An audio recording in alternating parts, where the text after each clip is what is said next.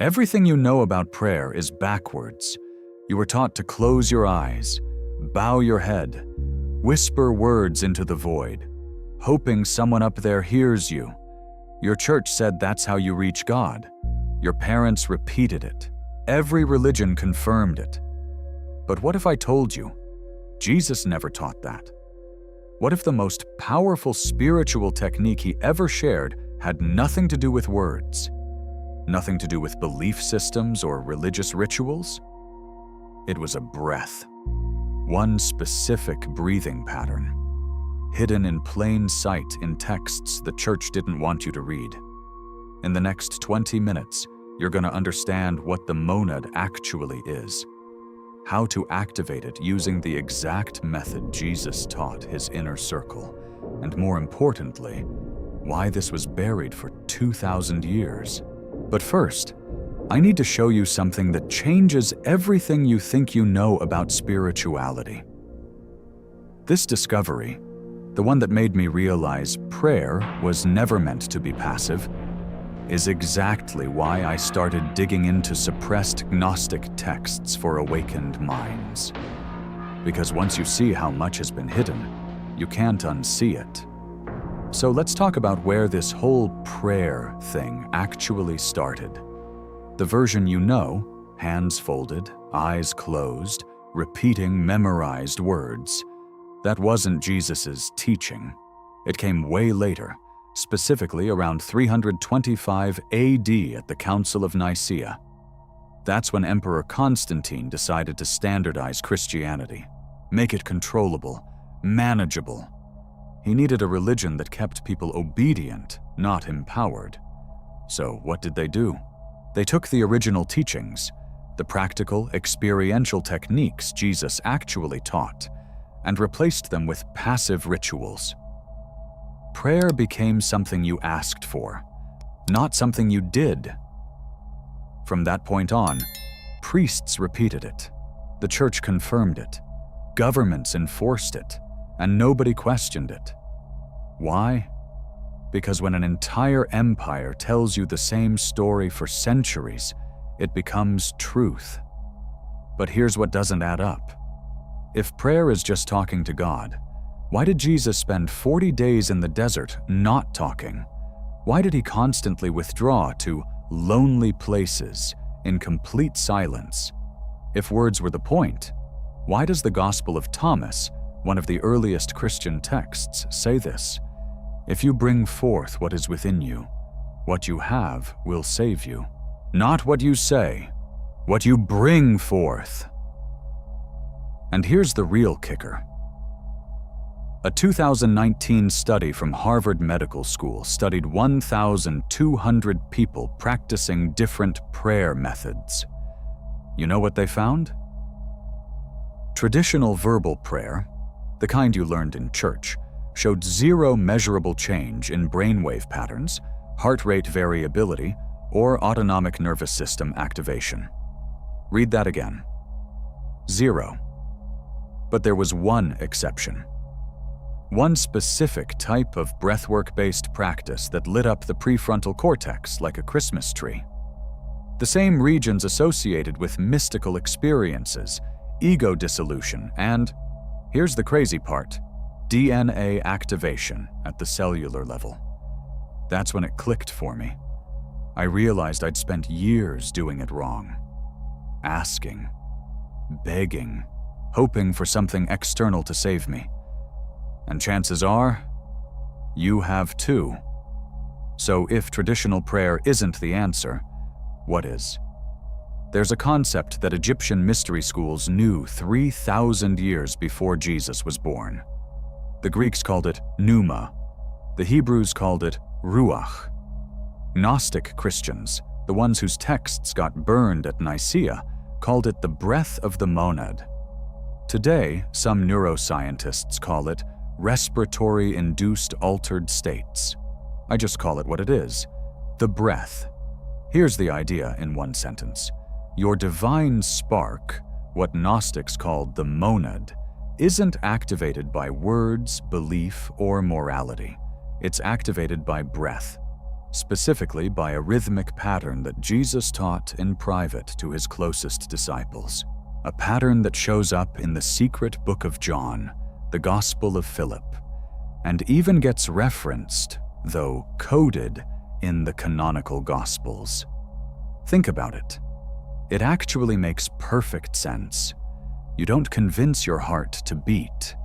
You don't ask your lungs to breathe. These are autonomic processes that connect directly to your nervous system, your consciousness, your actual biology. Why would spiritual awakening be any different? Here's the logic. If God, or Source, or the monad, whatever you want to call it, is within you, then accessing it isn't about reaching up.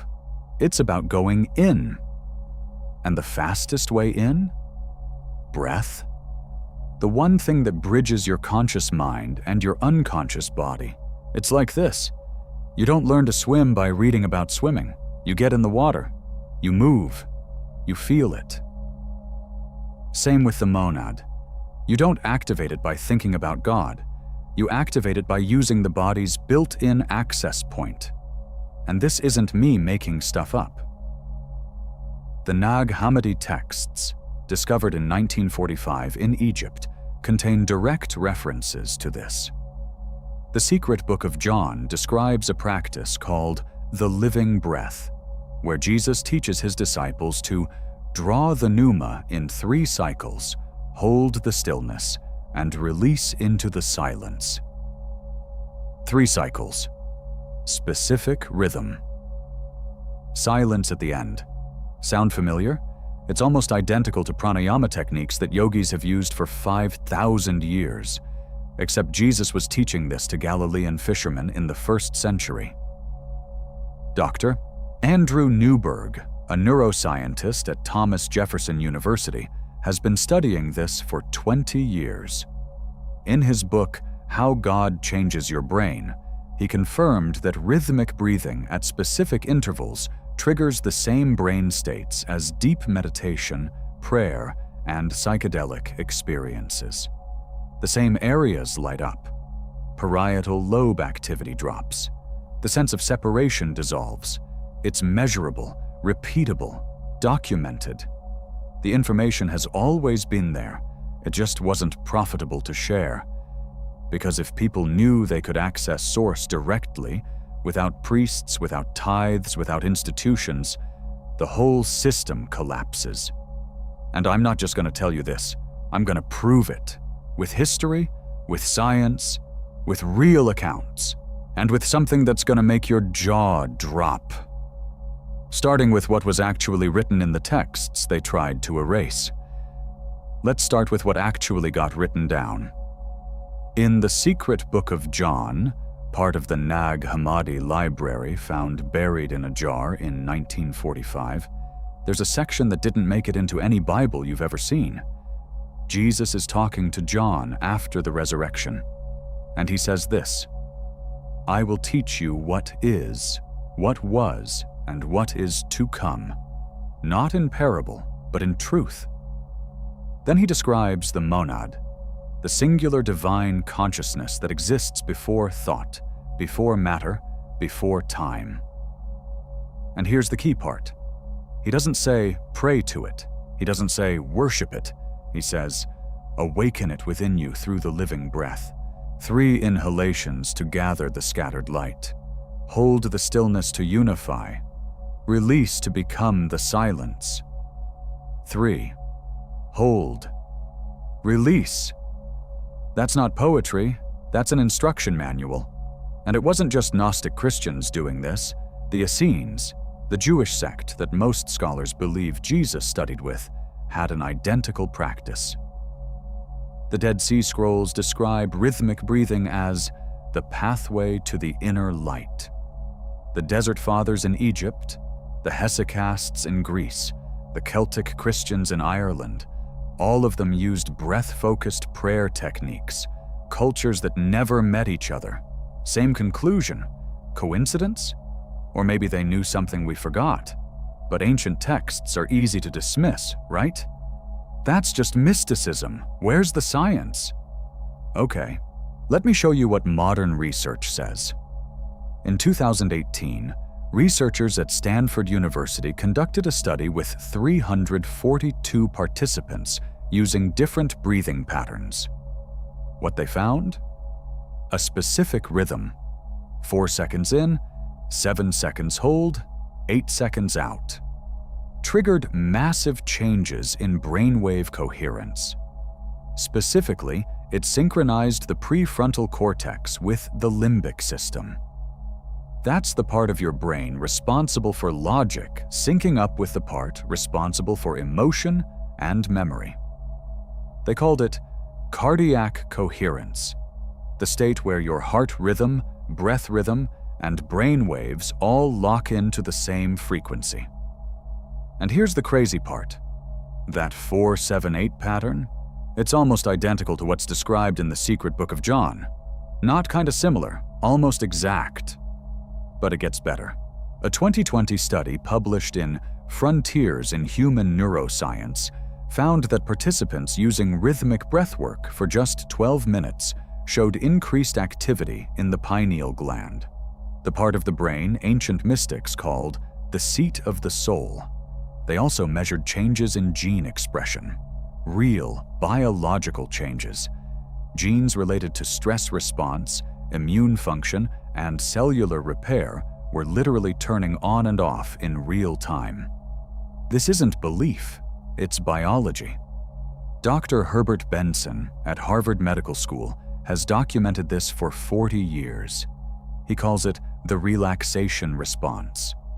But what he's really describing is the same thing Jesus was teaching: a way to shift your autonomic nervous system from survival mode to connection mode. The data is there. Published. Peer-reviewed. But you've probably never heard about it on the news. Wonder why? Numbers are convincing, but nothing beats seeing it work in real life. Let me tell you about Sarah. She's a 34-year-old therapist from Oregon, raised Catholic, did everything right, went to church every Sunday, prayed before meals, asked God to help her with her anxiety, her insomnia, her constant feeling of disconnection. Nothing changed. For years. Then she found a reference to Gnostic breathwork in a random Reddit thread. Tried it. 3 cycles. 4 seconds in. 7 hold, 8 out. Within 6 minutes, she felt something she'd never felt in 20 years of prayer. Her words: "It was like every cell in my body woke up at once. I wasn't asking for God anymore. I was God, or part of it. I can't explain it." Her heart rate variability increased by 32% in the first week. Her cortisol levels dropped. Her sleep quality doubled. And she's not alone. There are thousands of testimonials like this, from people who spent decades praying the traditional way and got nothing, then tried the breath and everything shifted, patterns too consistent to ignore. But you know what's really interesting? The people who've known about this the longest are the ones who never talk about it publicly. You know who uses breathwork as a core practice? Navy SEALs. Box breathing, 4 in, 4 hold, 4 out, 4 hold. They don't call it activating the monad. They call it tactical breathing. But it's the same mechanism, same nervous system reset, same access to calm, clarity, and presence under extreme pressure. Google's Search Inside Yourself program, used by thousands of employees, is built entirely around breath-focused meditation. The Mayo Clinic now offers breathwork therapy as a treatment for PTSD, anxiety, and depression. Elite performers, billion-dollar companies, medical institutions, they're all teaching variations of what Jesus was teaching 2,000 years ago. The difference? They just don't call it spiritual. They call it optimization. But it's the same thing. Stop. Look at what we've stacked here. Ancient Gnostic texts described a specific breath pattern.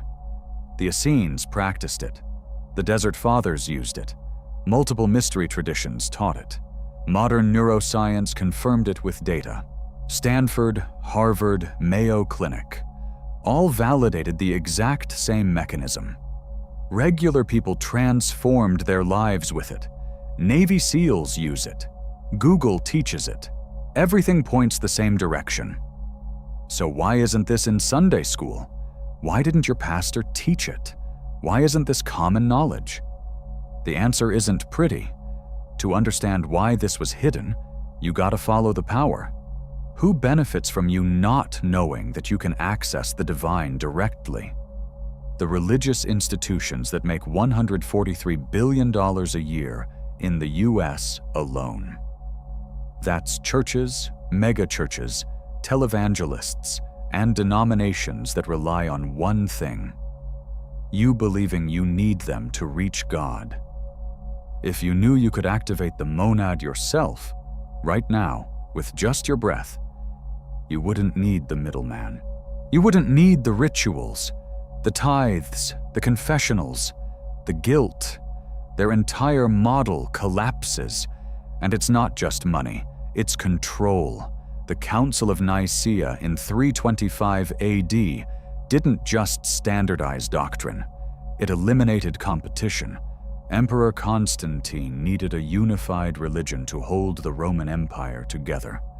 So they took every text that taught self-empowerment, the Gospel of Thomas, the Secret Book of John, the Gospel of Mary, and labeled them heretical. Then they burned them, buried them, hunted down anyone who taught them. Why? Because a population that knows it's divine doesn't bow to emperors. Here's how they've maintained control ever since. First, they fund the seminaries. Most theology programs are bankrolled by denominational boards. The curriculum is decided before students ever walk in. If you want to become a pastor, you learn their version of Jesus, not the Gnostic one. Second, they control the narrative. The canonical Bible was decided by a vote. A literal vote by a council of bishops who had political agendas. Anything that didn't fit the obedient flock model got cut. Third, they shame anyone who questions. Ever notice how mysticism gets labeled as New Age or occult? That's not an accident. It's stigma by design. Keep people afraid to explore outside the approved box. And who pays the price? You, spending decades in churches that taught you to feel broken, to beg for forgiveness, to wait for salvation. All while the key was inside you the whole time. I know it's infuriating to hear. I was angry too when I figured it out. But anger doesn't fix it. Action does. And the good news? Now you know, which means you're already free. Let me show you exactly how to use it. All right, enough theory. I'm going to give you 3 steps you can use today. You don't need a church. You don't need permission. Just 5 minutes and a quiet space. First, find a place where you won't be interrupted. Sit down, spine straight. Doesn't matter if it's a chair or the floor. Just keep your back upright. Close your eyes. Place one hand on your chest, one on your belly. Now breathe in through your nose for 4 seconds. Let your belly expand first, then your chest. Hold for 7 seconds. Don't strain. Just pause. Exhale through your mouth for 8 seconds. Slow and controlled. That's 1 cycle. Do 3. Why does this work? Because the 4-7-8 rhythm activates your vagus nerve, the main highway between your brain and your body. It tells your nervous system, we're safe, we can let go. Start here. Today. Right after you finish this video. Second step, once you've done the basic pattern for a week, add intention. Before you start breathing, set a single question in your mind, not a request. A question. What am I? What is here when thought stops? Where does awareness come from? Then do your 3 cycles. But this time, in the 7-second hold, don't think about the question. Just feel into the space where the answer would be. Most people who do this report a shift within 3 sessions. Not a voice, not a vision, just a knowing, a sense of presence that wasn't there before. This is you making contact with the monad, the part of you that existed before your name, before your story, before your identity. Third, and this is for people who want to go all the way, extend the practice to 20 minutes. Same pattern, 4, 7, 8. But now you're doing it for 15 to 20 cycles instead of 3. Somewhere around cycle 10, something happens. The boundary between you and the breath starts to blur. You're not doing the breathing anymore. The breathing is doing itself. That's the state the mystics called union. The Gnostics called it remembering the monad. Not everyone's ready for this, and that's fine. But if you've done steps 1 and 2 consistently, your nervous system will be prepared. You'll know you're there when you feel it. A deep cellular hum, like your whole body is vibrating at a frequency you've always known but forgot. Now, 2 mistakes people make. Mistake number 1, forcing it. If you're straining to hold your breath or gasping on the exhale, you're doing it wrong. This should feel easy. If it doesn't, slow down. Mistake number 2, expecting fireworks. This isn't a drug, it's a practice. Some people feel shifts immediately. Others take weeks. Trust the process. What to expect? In the first session, calmness. Maybe some tingling in your hands or face. That's normal. After 1 week, better sleep, less reactivity, a quiet sense of okayness. With consistency, the feeling that you're not separate anymore, that the divine isn't somewhere else. It's here, it's you, not magic, just biology meeting consciousness. Let's recap what you just learned. You came in thinking prayer was about words. You found out it's about breath. You saw the proof, ancient texts, modern science, real transformations. You learned why it was hidden. And now you've got 3 steps to do it yourself. In 20 minutes, you've accessed what most people never will. You're not the same person who clicked this video. You're part of a small group now that knows the monad isn't out there, it's in here. The question is, what are you going to do with it? And this is just the surface. There's way more about Gnostic activation techniques, the role of sound frequency, and what happens when you combine breath with sacred geometry. If this resonated, leave a comment. Let me know if you try it, or if you've felt the shift already. And if you want more content like this, stuff the institutions don't want you to know, hit subscribe. That's how this reaches people who need it. Remember, you don't need permission to be divine. You already are. See you in the next one.